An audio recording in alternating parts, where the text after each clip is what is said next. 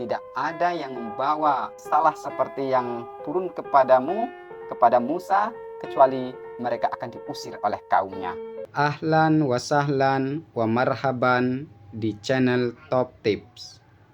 Di kesempatan lain, Nabi Muhammad SAW pernah bertutur terkait dengan risalah yang beliau sampaikan, bahwa di dunia ini tidak ada satupun makhluk yang paling beliau benci kecuali tukang syair. Kenapa? Karena para penyair itu senantiasa memberikan syair-syair sindiran yang sangat menusuk hati beliau terkait risalah ini. Maka pernah beliau ingin bunuh diri karena tidak kuat dengan sindiran-sindiran itu. Naiklah beliau untuk melakukan bunuh diri itu tadi. Maka ketika beliau hendak melakukan itu, terdengarlah suara Jibril, "Wahai Muhammad, sesungguhnya engkau adalah Rasul. Wahai Muhammad, sesungguhnya engkau adalah Nabi Allah." Ketika Nabi Muhammad mendengar suara itu, didongakkannya wajahnya, pandangannya ke atas, dia lihat malaikat Jibril ada di atas dengan menyerupai manusia. Badannya sangat besar, dan seketika juga Nabi Muhammad tidak bisa bergerak, maju ataupun mundur, tidak kikuk, jadi tidak bisa bergerak karena kaget itu tadi.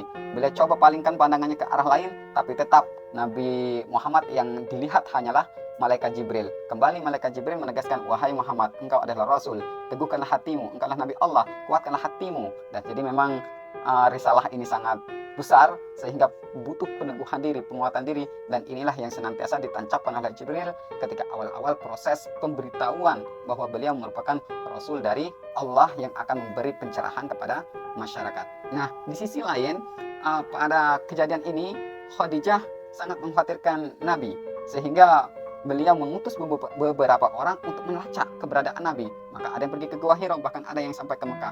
Namun tidak ada yang menemukan Nabi Muhammad, hingga mereka pulang mengadu kepada Khadijah dan mengabarkan bahwa mereka tidak menemui Nabi Muhammad. Tapi selepas kejadian di mana Nabi Muhammad bertemu dengan Jibril ketika beliau hendak melakukan bunuh diri dengan terjun ke gunung, beliau pun pulang kembali dalam keadaan menggigil dan minta kepada sang istri untuk diselimuti.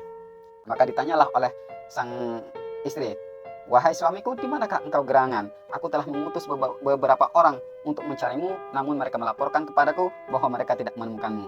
Maka kata Nabi Muhammad mengungkapkan bahwa beliau tidak kemana-mana, ada di posisi biasanya, yaitu berada di pegunungan tempat Gua Hira itu tadi. Nah, sahabat Top Tip yang dirahmati Allah Subhanahu wa taala, kemudian Nabi Muhammad kembali menceritakan kejadian yang beliau dapati ketika bersua dengan Jibril. Khadijah kemudian meninggalkan sang suami di rumah dan beliau bergegas menuju Waraqah bin Naufal. Kepada Waraqah bin Naufal kembali Khadijah menceritakan apa yang terjadi kepada suaminya untuk yang kedua kalinya, dan kembali Waraqah bin Naufal mengatakan bahwa yang datang adalah Namus dan meminta kepada Nabi Muhammad untuk meneguhkan hati beliau untuk menerima risalah ini. Nah, inilah awal mula bagaimana Nabi Muhammad SAW diutus oleh Allah sebagai Rasul, dan semoga bermanfaat. Wassalamualaikum warahmatullahi wabarakatuh.